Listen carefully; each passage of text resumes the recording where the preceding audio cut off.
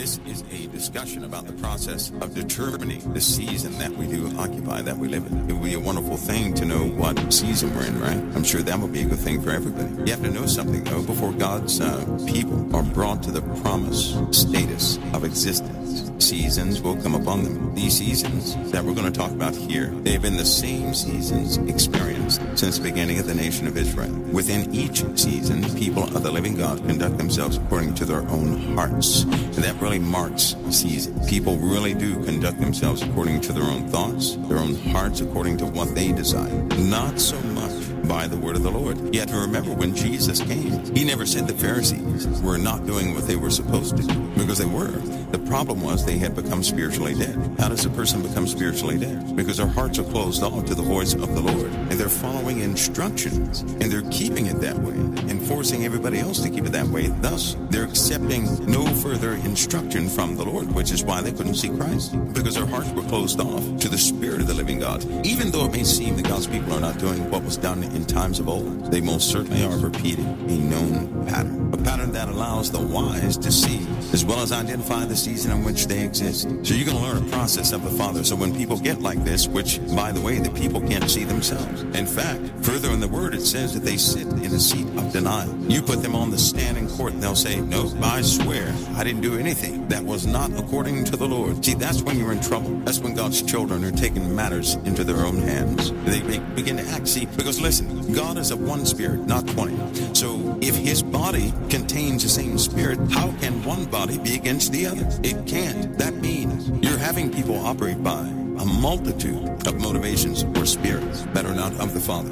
So we're going to investigate Ezekiel chapter 2. And he said unto me, Son of man, stand upon thy feet, and I will speak unto thee. And the Spirit entered into me when he spake unto me. And he set me upon my feet, and I heard him that spake unto me. And he said unto me, Son of man, I send thee to the children of Israel, a rebellious nation that hath rebelled against me. They and their fathers have transgressed against me, even unto this very day. For they are impudent children and stiff-hearted. And I do send thee unto them, and thou shalt say unto them, Thus saith the Lord God. So far, God is calling the prophet. Now, take note of this, because one of the first steps in the process of identification of the season, indeed the freedom of God's people, the full deliverance of God's people, one of the first steps is a declaration of truth. And before that declaration of truth comes forward, vessels are selected that will give that truth. So God does what? He calls his prophets. And what is a prophet? A prophet is a person who speaks what the Lord has spoken. They don't speak a new thing. They speak what the Lord has spoken. They don't speak on their own. They speak what the Lord has spoken. They speak in truth. They speak what the Lord has spoken. So this first step in this process, prior to God delivering all of his children, is he will send a prophet to his own children. Now he's saying that Israel is a rebellious house. They're not listening to him, much like when Jesus came to earth. The Pharisees didn't listen to Christ.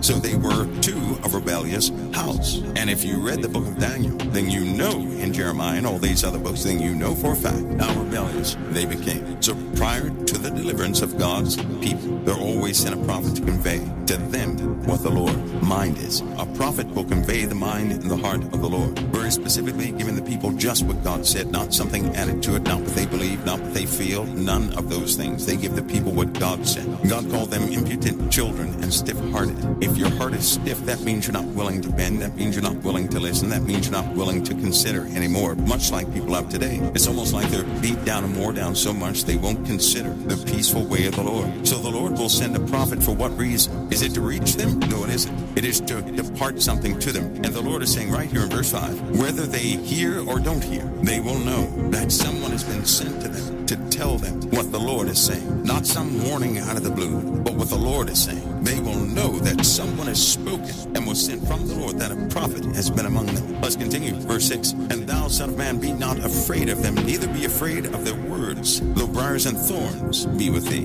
and thou dost dwell among scorpions. Be not afraid of their words, nor be dismayed at their looks, though they be a rebellious house. In verse 6, the Lord is letting Ezekiel know what conditions are ahead of him. They're not good. He said, though briars and thorns be with thee. What are briars and thorns? These are individuals, ladies and gentlemen. These are people and conditions that a prophet is sent in. A prophet is never sent in a time of great peace where people listen and accept the word of the Lord. A prophet is sent as a last resort. Normally when people are spiritually cut off, when they can't hear from the Spirit anymore, and they're so stiff-necked and hard-headed because they have cut themselves off from the Spirit. The Lord will send somebody to them who carries a word of Spirit to them, because there's no need to send a prophet if the Spirit can be heard. But they can't hear the Spirit anymore. They have become a rebellious house. The Spirit does not work in children of rebellion, so a prophet is sent. The Lord is also informing Ezekiel, you're going to be sent in conditions that are totally against you. It's going to be hard. It's not going to be favorable to you. See, because he said briars and thorns are going to be with thee. It's telling Ezekiel, listen, you're going to have a rough time doing this. Things are going to be rough. Things are not going to be favorable to you. Things are not going to work out for you. You're going to have people beside you that are just terrible. He said, be not afraid. Yes, you're going in harsh conditions. Be not afraid of the words. They will have threats against you. Don't be afraid of them. He said, the briars and thorns will be with thee, and thou dost dwell among scorpions. Do you guys know what scorpions are? God is still describing people and conditions. But in this case, scorpions are those things that can truly stop you in your tracks. A scorpion is something that can kill you. This was understood back then. So there are going to be things around you that can kill you. When the Lord sends a prophet, prophets don't go out in some angry spirit. God has already informed that person is going to carry his word, that things will be around you that can kill you all the time. Don't be afraid of them. You know, the New Testament, Jesus said to his disciples, he's given them power to tread upon scorpions and serpents, both of which carry venom. Venom gets within you, and it destroys you from the inside out. Venom can also come from the words of people. He emphasized, God kept emphasizing to Ezekiel, be not afraid of the words. He said, and thou son of man, be not afraid of them, neither afraid of their words. This is verse 6. The briars and thorns be with thee, and thou dost dwell among scorpions, be not afraid of their words therein. So we see what a scorpion is. We see what the most devastating portion of going to somebody with a word of the Lord is. People can say things to you that will enter into your mind and in your heart. If you believe it for 1 second, it's like venom. It will stay with you for years. You can get news in the mailbox that can ruin your whole year. Isn't that something? Words, a communication can bring people to their knees. Have you ever had one of those? Get that devastating letter in the mail. Get that devastating text message. Get that devastating phone call. And based upon what you heard, your countenance is down, your stomach dropped. It seems like your life is over and everything else. That's venom. Now you understand what the venom is. Now Jesus has given us power to tread upon scorpions and serpents. That venom with Christ will not affect you. He's giving you power to tread upon them. You can still walk despite the venom that comes against you. See, that's the real power of Yahshua in you. The Lord is saying, be not afraid of the words, nor be dismayed at their looks, though they be a rebellious house. So listen, these conditions that the Lord is sending Ezekiel in are bad. You know what makes me smile about this passage? Some of us were born into conditions just like this. We were born in conditions that are full of briars and thorns. From our youth, things have been poking and pricking and sticking us. No comfortable place we ever had. See, when thorns and briars are with you, you cannot get comfortable. And see, some of us were born like this. We have had no comfort. And when you thought you could have some type of comfort, something else would pop up. And the people would set their faces against you. And what really touches you in your heart, they call foolish. They would cast down those things of the heart in you. They would cast them down to the ground and laugh at you. A continuous onslaught from the people, never knowing that the Lord did this on purpose. My goodness, this defines some of y'all's lives. You have these same stories. Let's continue to read verse 7. And thou shalt speak my words unto them, whether they will hear or whether they will forbear, for they are most rebellious. But thou, son of man, hear what I say unto you. Be not thou rebellious like the rebellious house. That's a warning to the prophet. It always comes. In other words, don't you become like them. No doubt that many of you have been raised just like this, and you made a mistake. Let me tell you the guilty part of you that ate you up from the beginning, and the massive failure that you have had in your life. Let me tell you why. Because you tried to be like them. You wanted their hearts. You wanted them to totally embrace you, and you messed up. Because in doing so, what you did is you put down what you initially had in you, and you became like them, adopting their garbage. You listened to them, and you adopted what they were speaking, and you became what they were speaking, and you joined hand in hand with them. And when you did so, what did you find yourself doing? Persecuting others. That's what you found yourself doing. You became a persecutor just like they were. And the Lord warned. He gave a warning, and this warning has been in our souls. Do not become like them. And what do? Try to be accepted by them. Try to be embraced by them. Trying to fit in somewhere. We became something else. Something else God never intended. God says, and thou shalt speak my words unto them, whether they will hear, whether they will forbear, for they are a most rebellious house. But thou, son of man, hear what I say unto thee. Be not thou rebellious like that rebellious house. Open thy mouth and eat that I give thee. He said, don't you become like them. Don't you fit in with them. Why would he ever give that warning? I'll tell you why. Because all of us know this. You can perceive it as lonely when the Lord puts something in you. You can be lonely. You can have no one at your side. You can be married and still be lonely because you'll carry something only you have. And you'll go out there not knowing what in the world you have, expecting other folks to somehow be able to understand what you have inside you. And so because they can't understand, guess what you do? You suppress what the Lord is putting you, and you try to become like them. It didn't work for you then. It's not going to work for you now. It's not going to work for you in the future. See, so for many of you, it would behoove you to understand what the Lord has placed within you. Because let me tell you something. What he put within you, no one has the ability to destroy. It is still there, and you still got to give it out.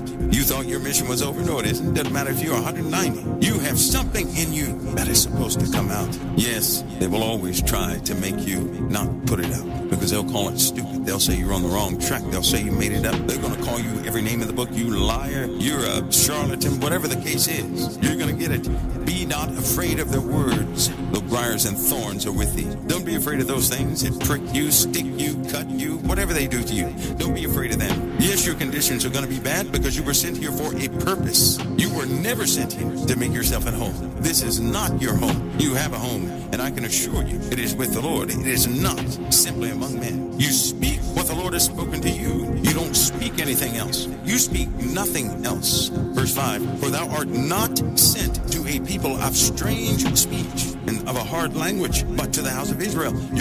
I'm sending you to your own people. You're not going to a people that speaks a different language. You're not going to a people whose culture you don't understand. I'm going to send you to your people. The Lord sent you to your people too, your family. Oh yes, the one you deny, your family. That's your family. The ones that won't listen to a word you have to say, your family. To the ones you messed up with from time that you know you did. You didn't do everything right before them, and they called it out on you. And they discouraged you from saying anything of the Lord because they found fault with you. You better get over that. He said, not too many people have a strange speech and of a hard language, whose words thou canst not understand. Surely, had I sent thee to them, they would have hearkened unto thee. If you would have been sent to a stranger's house, they would have heard everything you had to say. Andrew, if you would have been sent to a people that did not know you, they would have heard what you had to say. But I didn't send you there. I sent you among your own, the same people you're running away from, the same people you complained to me about that you're trying to escape. He said, but the house of Israel will not hearken unto you, for they will not hearken unto me. Did you guys hear that in verse 7? How would they not hearken unto the Lord? Were they not still holding his holy days? Yes, they were. Were they still not doing things he instructed? Yes, they were. How were they doing it? They were doing it by the letter. So why does the Lord say they have turned against me? I'll tell you why. When you follow the ways of the Lord, that's one thing. When you think you're a master of the Lord's word, you're no longer hearing from the Spirit. Because there's no way in existence God would ever sow pride into anybody that truly belongs to him. He would sow humility and meekness, never pride. And when you think you know it all, when you think you can call out somebody else saying that they're messing up in every area of their life and that you're keeping every area of your life, you have slipped up. You are a stiff-necked individual, but your hour has come. He's sending you against an impossible people. As an adamant harder than flint have I made thy forehead. Fear them not, neither be dismayed at their looks, though they be a rebellious house. The Lord is telling Ezekiel, these people are not going to hear a word you have to say. They're going to intimidate you. They're going to bring their best against you. But I have equipped you to stand there. Don't be afraid. Now see, if you don't know any of this, you're not going to know what to do given your current situation. If you don't know any of this, you have no meaning behind some things that have transpired in your life. And that can cause you to whimper and whine, and worst of all, complain. Without understanding of the Lord's word, you can destroy yourself. Because if you start complaining, the Lord is against the complaints. He doesn't like it. He despises it. It doesn't matter if you speak it. If it's in your heart, he despises it. That means you would have something he despises sitting right within you. Oh, let this be a new day in Christ. You see how important Jesus is? We've blown it already. That makes Yeshua the most important thing in this day and hour, doesn't it? Because only through him can you be forgiven of such. Moreover, he said unto me, this is verse 10, Son of man, all my words that I shall speak unto thee receive in thine heart, and hear with thine ears. And when you receive something in your heart, you know what you find yourself doing? Talking about it. You will speak about those things that are in your heart. The Lord is saying, receive it. That means don't just keep it as a thought, but actually have it in your heart. When the Lord begins to speak to you and gives you an assignment, you actually learn the condition of his beloved, which is, by the way, not a good condition. You also begin to reflect upon yourself, and you know you have blown it. You also know you're filthy. You also know you're unqualified. So you have all these heavy weights on you, and the Lord is calling you to do something. So the Spirit lifted me up and took me away, and I went in bitterness, in the heat of my spirit. But the hand of the Lord was strong upon me. Then I came to them of the captivity at Tel Aviv, that dwelt there by the river Jabar. And I sat there and remained there, astonished among them 7 days. And it came to pass at the end of the 7 days that the word of the Lord came unto me, saying, Son of man, I have made thee a watchman unto the house of Israel. Pause. Who makes who a watchman? God does. God appoints and makes a person a watchman. Men do not make watchmen of men. Do you know these are the same things Jesus spoke of, but people ignore in this day and hour? Son of man, this is verse 17, Son of man, I've made thee a watchman unto the house of Israel. Therefore, hear the word at my mouth and give them warning from me. This is very important. You hear all these people, I'm going to warn them. I'm going to warn them. Hear this in context. He said, hear the word at my mouth and give them warning from me. When I say unto the wicked, thou shalt surely die. I didn't hear any details, did you? You see how that's put together. Verse 17 is cut off at the end. Therefore, hear the word at my mouth and give them warning from me. You can't stop reading there. It continues. It says in context because verse 18 goes with verse 17. Therefore, hear the word at my mouth and give them warning from me. When I say unto the wicked, thou shalt surely die, and thou givest him not warning, nor speakest to warn the wicked from his wicked ways to save his life, the same wicked man shall die in his iniquity, but his blood will I require at thine hand. Now listen, the Lord said, when I say unto the wicked, that means the Lord's going to warn them before you do. You are there for earthly confirmation of what God is giving them. Can God reach a person that won't hear him? You better believe it. He can make a person hear, and he has made the wicked to understand that they have been warned. The prophet confirms the warning that God gave them directly. You know that internal warning? You know that voice you can't get rid of? You know that feeling you can't seem to get off of you? When you were engaged in something you shouldn't have been engaged with? That nagging, that thing that wouldn't leave you, that warning that never ceased. Then somebody comes, and guess what they warn? They say, you'll surely die. The same thing God spoke. And I will make thy tongue cleave to the roof of thy mouth, that thou shalt be dumb, and shalt not be to them a reprover, for they are a rebellious house. What's a reprover? When you reprove somebody, you're pointing out what they did wrong. Now we learn two things. To give a person warning means you shall surely die. To give instruction, to reprove them, is to tell them where the fault is. The Lord said, no, I'm going to make your tongue cleave to the roof of your mouth, because it's natural for you to tell them where the fault is. I'm not going to let you tell them where the fault is. See, that just twisted somebody's theory there. He says, but when I speak with thee, I will open my mouth, and thou shalt say unto them, thus saith the Lord God, he that heareth, let him hear, and he that forbeareth, let him forbear, for they are a rebellious house. You're not going to tell them where the fault is, because they are a rebellious house, and what I have decreed is coming. And if you stay in that way, you're going to die. See, because, listen, there's a pattern I've noticed in his word, that when a prophet goes to a people, it's important that that people turn their face back to the living God, not to people, not to men. That's why the prophets were sent and then they vanished. Did you notice? They were sent and then they vanished. They spoke something and then they were gone. But it was up to the people to turn their faces back toward the living God, to speak to him directly, to seek him directly. All other attempts failed. Well, can you go speak to the Lord for us? No, I cannot. Well, can you do this for us? No, I cannot. You do it yourself. You do it with him directly. You go seek him. If my people who are called by my name, didn't he say for them to humble themselves? Didn't he say for them to seek his face? Not seek the prophet who knows you, but to seek his face directly. If they did those things, he would hear them. So when a nation turns against God, what do they start listening to? They're not listening to the Father. They're listening to that man who's lifted up in front of everybody. If you expect to carry the word of the Lord, you're going to have messengers of Satan to buffet you. Don't sit up there and complain about them. Well, this person's talking bad about me. Well, they're supposed to, and the Lord will not remove them. That's why they haven't gone anywhere. So that those who will seek Yeshua will hear the truth of you. And those who don't seek Yeshua, those who don't love the truth, They got a pit waiting for them. Folks, this is that declaration of truth that comes forward, that marks a season of absolute deliverance. Before God moves in a big way, he does this all the time. He will point out things you never thought would be pointed out. And he'll do it in a way that is just, you can only say that is God. Because a person's not going to get credit, but people are going to certainly turn their faces back to the living God and say, oops, oops, oops. Because they'll confirm that warning that's already within you. Listen, a person who comes to you and say, well, you're doing this wrong, this wrong, this wrong. You now know that God said, no, that's forbidden. I don't work like that. He didn't make you a reprover. That's what the Spirit is for.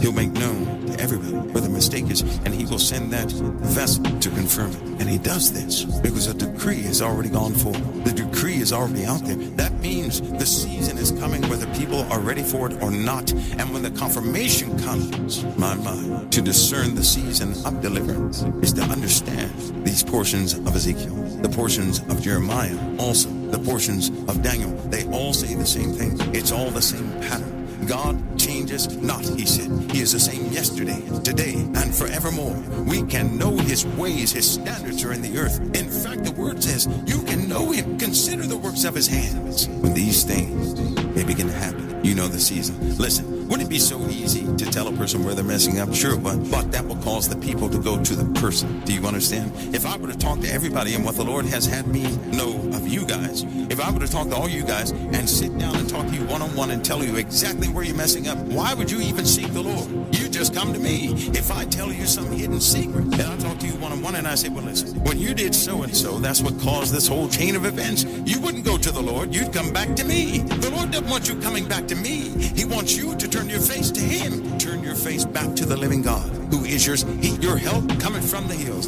He didn't say it came from the person that lives in the cave of the hill. That's not what he said. Look at this time we live in now. People are being quarantined. They can't get to church. They're terrified because they can't hear from their pastors. Something is wrong with that. No one should be terrified because they can't hear from their pastors. Not one soul. In fact, they should stand there and say, thank you, Lord, for the times we were able to celebrate together. But I know you are my Savior. I'm in your hands. See, I know a time is coming when all of you who are afraid, you don't want to talk to your families because they won't listen and this, that, and the other. You won't have any more excuses, but you're going to say what the Spirit is saying within you directly to them. Because what the Lord has you to say to them, he already put within you. It's already in your bones. You know there's something within you that is connected with them. You can deny it all day, but you burn with it. You don't know how to bring it out because you can't bring it out, but the Lord will. And there's coming a day when you will have no more pride in this world. There'll be nothing to hinder you. Do you know what the Lord's been doing over all this time? We just read the process of what he's been doing to you. See, when you began, you were soft. You're not soft anymore. He hardened your foreheads. He sent you through scenario after scenario of embarrassment,